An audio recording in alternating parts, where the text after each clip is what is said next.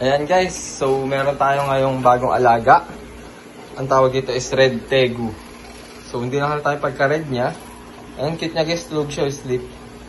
Hindi lang halata, parang red and white lang yung medyo halata sa kanya. Pero pag nag-mature dyan, maangas ang gato yung tsura niyan. Ayan, so ito siya guys. So baby pa kasi yan, kaya ganyan.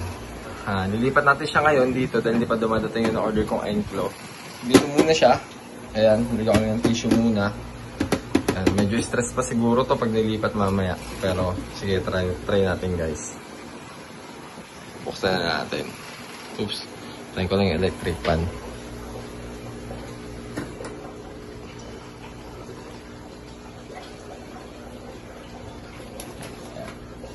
Ito siya guys.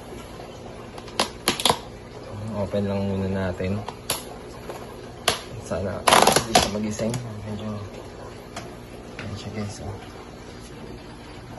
Ayan. Angas siya guys. Ang cute.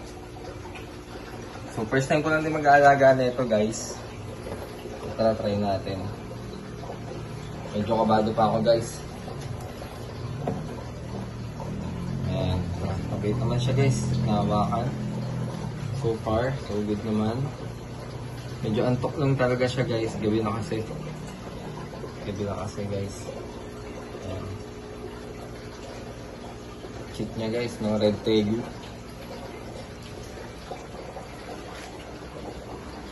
Ayan.